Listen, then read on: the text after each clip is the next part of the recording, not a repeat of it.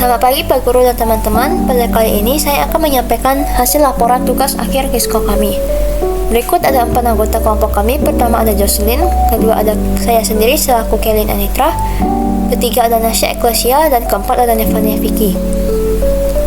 Di sini Jocelyn sebagai penulis laporan, saya sendiri sebagai presenter, Nasya Eklesia sebagai networking, dan juga Nevania Vicky sebagai desainer maupun editor. Studi kasus pada kali ini yaitu mengenai sebuah event lomba di mana sebuah yayasan dinas sekolah mengadakan sebuah perlombaan khusus anak yang memasuki jurusan TKJ. Terdapatnya 2 kategori perlombaan yaitu lomba coding atau pemrograman dan juga lomba desain grafis. Di setiap kategori perlombaan terdapatnya masing-masing 2 ruangan sehingga total keseluruhan ruangan lomba yaitu berjumlah 4 ruangan. Dengan lomba memiliki ketentuan durasi masing-masing selama 2 jam dan juga tidak boleh keluar ruangan hingga lomba selesai. Nah, berikut adalah topologi kami yang telah dibuat. Ada ruang coding 1, ruang coding 2, ruang desain 1, dan juga ruang desain 2. Di tiap ruangan masing-masing memiliki 5 PC, 1 lampu, 1 CCTV, 1 AC, 1 speaker, 1 smart door, 1 home gateway, dan juga 1 tablet. Sedangkan untuk di luar ruangan memiliki 1 server, 3 router, dan juga 2 switch. Ruang coding atau pemrograman biasanya disiapkan untuk kompetisi di bidang pemrograman atau pengembangan perangkat lunak. Dalam lomba ini, peserta biasanya diberikan tantangan atau masalah yang perlu diselesaikan dengan menuliskan sebuah kode. Ruangan tersebut diatur agar peserta dapat bekerja dengan senyaman dan sefokus mungkin. Ruangan tersebut dilengkapi dengan fasilitas komputer atau PC sebanyak 5 buah di setiap ruangan, AC sebanyak 1 buah di setiap ruangan, lampu sebanyak 1 di setiap ruangan, CCTV sebanyak 1 buah, serta akses internet yang mendukung konsep IoT. Untuk ruangan desain grafis juga sama seperti ruangan sebelumnya yang dilengkapi dengan fasilitas yang tidak berbeda jauh. Ruang desain grafis ini juga dirancang bagi peserta yang mengikuti lomba yang minat terhadap desain. Sebelumnya, desain grafis merupakan proses menciptakan konten visual untuk menyampaikan pesan atau informasi dengan cara yang menarik dan efektif.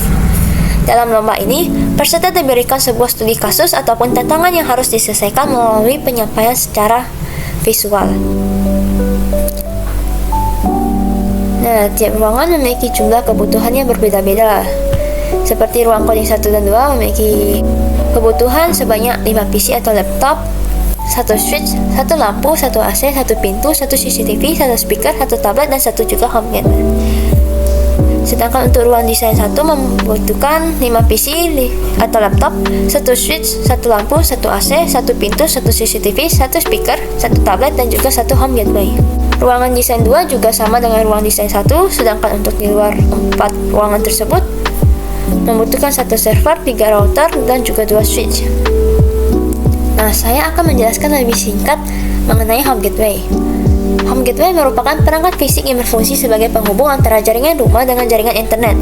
Perangkat ini biasanya menggabungkan beberapa fungsi sekaligus. Pada perlombaan yang diadakan oleh yayasan dinas sekolah, di setiap ruangan pastinya terdapat masing-masing 1 home gateway.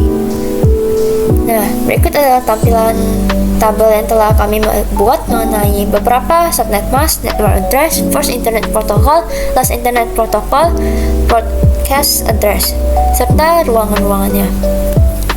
Untuk ruangan 1, bagian coding, dan juga ruang desain 1 serta 2 memiliki subnet mask yang sama persis. Sedangkan untuk network address, first internet protocol, last internet protocol, broadcast address memiliki yang berbeda-beda. Dapat kita lihat di tabel ini. Untuk kesimpulan akan saya sampaikan di akhir. Sekarang kita akan lanjut di bagian KISKO. Nah, di sini kami menggunakan router 2811 dengan metode OSPF dengan area 0 agar semua perangkat yang ada di berbagai ruangan dapat saling ping.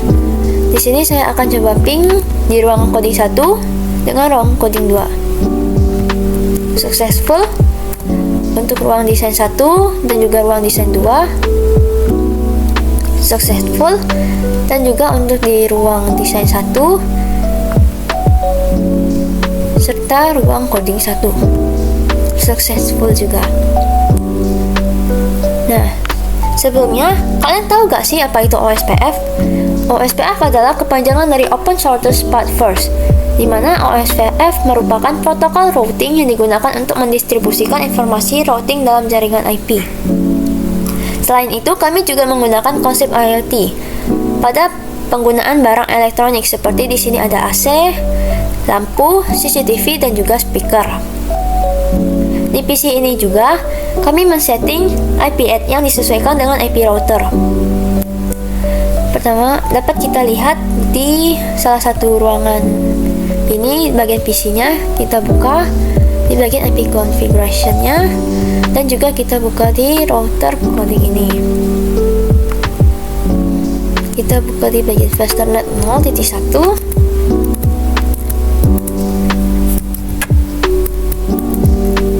Nah, dapat terlihat IP router yang dikonfigurasi oleh .01 ini adalah default gateway dari konfigurasi IP di PC. Di sini kami juga menggunakan konsep DHCP dalam mengkonfigurasi IP address-nya agar dapat lebih mudah dan otomatis jadi. Kemudian agar DHCP-nya jalan, kami men-setting DHCP-nya di server, karena server merupakan penyedia DHCP untuk topologi ini. Ini dapat terlihat di sini kami telah setting. Di sini juga kami menggunakan router untuk server agar IP DHCP server dapat terkirim ke semua PC.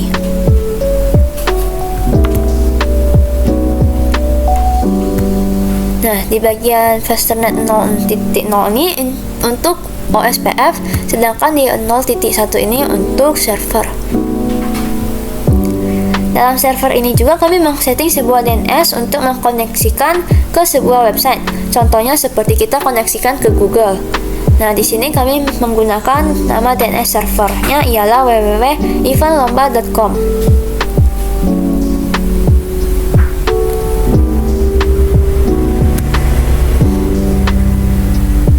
Dapat kita lihat di DNS-nya di sini www.eventlomba.com. Kita cek di web browser-nya.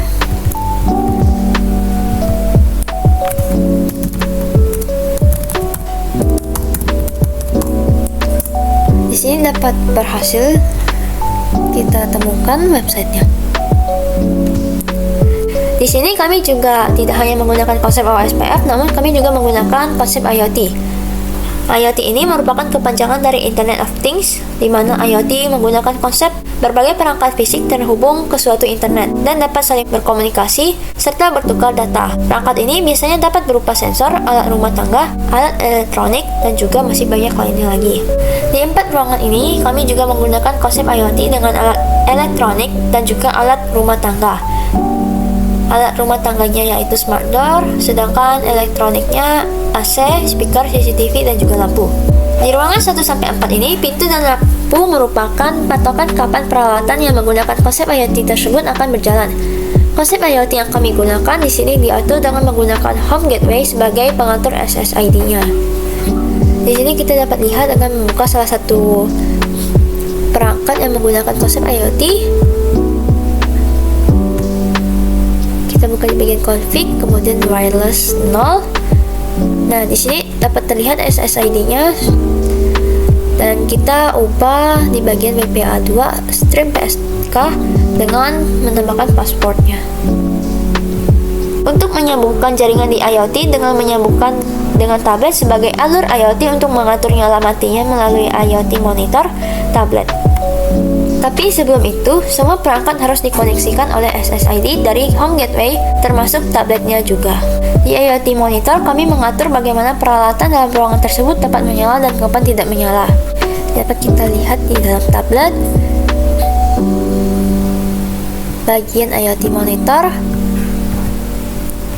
Kita buka.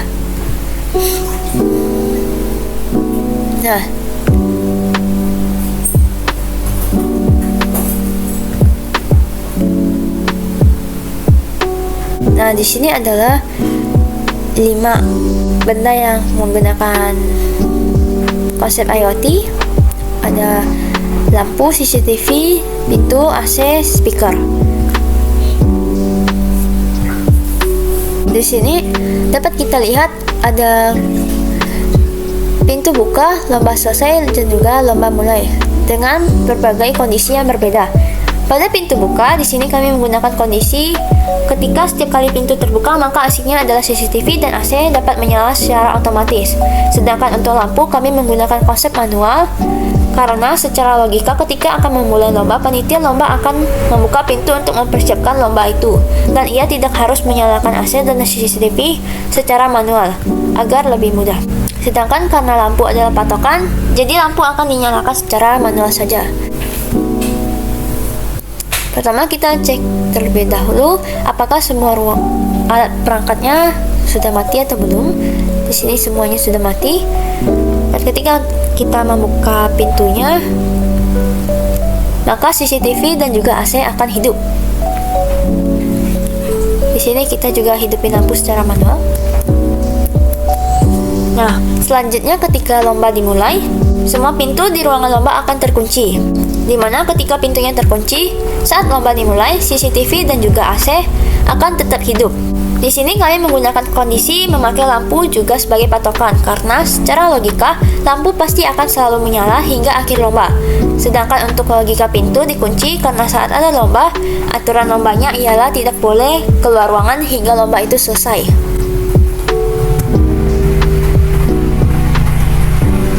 Ketika lomba dimulai, maka kita menutup pintu, kemudian kita mengunci pintunya.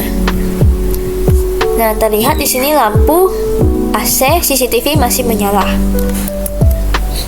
Dan yang terakhir adalah lomba selesai. Ketika lomba selesai, maka peserta dan juga panitia otomatis akan keluar secara otomatis.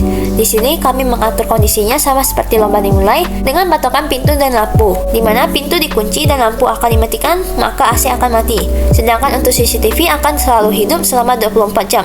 Karena secara logika kami, memakai kondisi pintu dikunci dan lampu dimatikan dikarenakan sudah pasti saat semua peserta dan juga panitia keluar, pasti akan ada seseorang panitia terakhir yang keluar ruangan untuk mematikan lampu secara manual dan menutup pintu serta mengunci pintu. Dengan itu maka AC akan mati secara otomatis karena tidak digunakan lagi.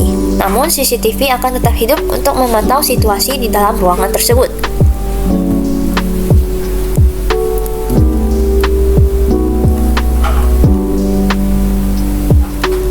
Pertama, kita buka terlebih dahulu kuncinya.